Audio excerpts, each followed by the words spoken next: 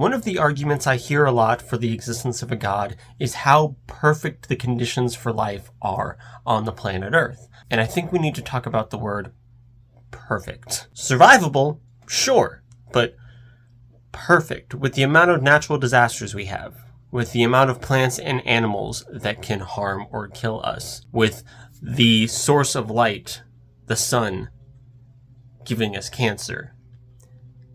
I'm not saying it's, the worst. Obviously we can survive, but it makes more sense that we kind of evolved and adapted and figured things out to survive on this planet. I mean, I live in the Midwest.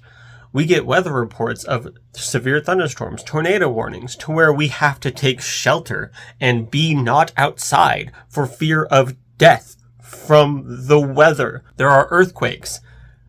This area will just shake violently and things will collapse, sometimes on top of people. And then sometimes when it's on a coast, that will then send a very big wave to come wipe people away. How many hurricanes have we had in Florida lately? Just one horrible giant storm after another. I have seen instances in my life where lightning has struck the ground in my general area. I have seen where it struck to where if I was over there, I would be dead or very, very injured. It just reminds me sometimes of those sci-fi movies when they're on Mars and they're out with their spacesuits and it's like, oh my gosh, the big storm's coming. We got to get to the shelters because the Mars storms are worse. We do that here on Earth. We can breathe on Earth and it's all well and good and all, but we still have to take shelters from storms. Not to mention our source of light, the thing that brings daytime, that gives light, can give us cancer and other skin damage if we're out in it too long. But it's also good to be out in it because our bodies kind of need the vitamin D that we get from the sun. But don't be out too long or you might be at risk of cancer. And then you don't see very many of us just walking around naked out in the Amazon rainforest or whatever because we're not gonna be the strongest things there. We can survive because we're able to figure stuff out like tools and shelter and don't live in the forest to keep us safe from meaner animals. But we had to take precautions. We had to do stuff to stay away from those animals. We had to learn about what kind of plants we can and cannot eat. And even then, we're psychopaths because there are some plants like peppers that are hot and spicy to deter things from eating them. We ate them, and not only are we that's delicious, but then we're like, it needs to be more. And we develop hotter peppers because we're psychopaths. It's a similar story to caffeine. Caffeine is meant to kill things that eat the plant, at least smaller things that eat the plant. We consume it on a regular basis just to keep ourselves going and give us an energy boost. We have evolved and adapted and learned how to figure things out to survive on this planet, to fit in this planet. But if you really look at all the stuff going on, and even the stuff that can happen to us, knowing that we have one of the most comfortable seats on the planet, because it's not going much better for the animals out in the wild, it's just very bizarre when you just look at all that and be like, this planet's cozy. It's perfectly made. Someone intelligently designed it to cater for us and care for us. That someone is a psychopath who's trying to kill us.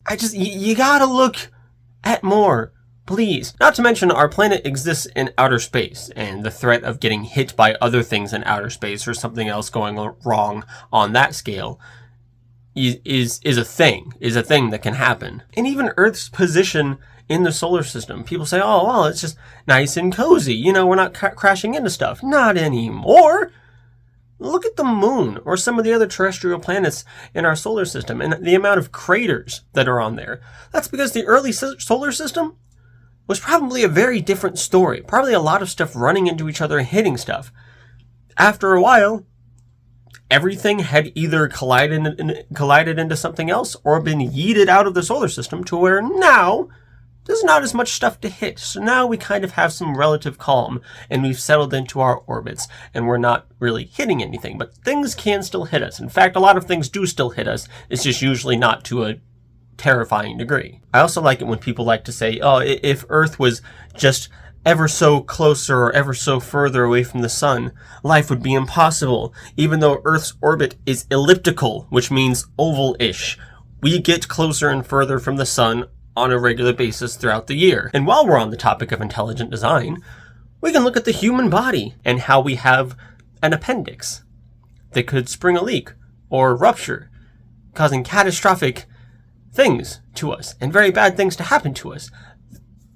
An organ that we don't even need. Our eating tube and breathing tube are in the same spot, so if we choke on something, we're not going to be able to breathe. Another example I like to bring up is I need glasses to see clearly.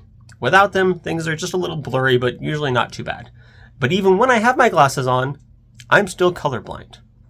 And it's also fun because when my glasses are on, they kind of need to be somewhat straight on my face. Otherwise, if they're a little too crooked, my vision gets a little blurry and it kind of messes with my eyes and I don't like it. The problem with that is my ears are lopsided. I don't know if any of you ever noticed it, but my ears are lopsided. So it's kind of hard for my glasses to rest nicely on my face in a non-crooked fashion sometimes. And a lot of people like to bring up, well, intelligent design doesn't necessarily mean that everything's nice and works perfectly all the time. Sure, but if you look at the things I've listed in this video, and know that there's so much more that I didn't list in all the categories that I talked about, if we're intelligently designed, this God is a psychopath. He's sadistic. There's something wrong with him. It's much easier for me to believe that in the seemingly infinite universe that's full of a bunch of stuff and does a bunch of stuff, there developed a planet among all of the others that happened to be able to harbor life. And we can talk about what the odds of that might be. Yeah, the odds aren't really in our favor, but when you have so many planets in a seemingly infinite universe, the odds kind of don't matter. If it's 1 in a trillion, there might be a trillion planets. And since life was able to evolve on a planet, life did. And now we think that we're just so special and that it started with us and everything was made for us and not just that we just kind of happened. And then in order for life to survive on this crazy planet, we had to evolve and adapt and figure stuff out, which we did. But the universe is still chaotic. This planet is still chaotic. Our bodies are still a mess. So maybe I'm stupid, maybe I'm ignorant. I'm definitely not a scientist or a smart person to any degree.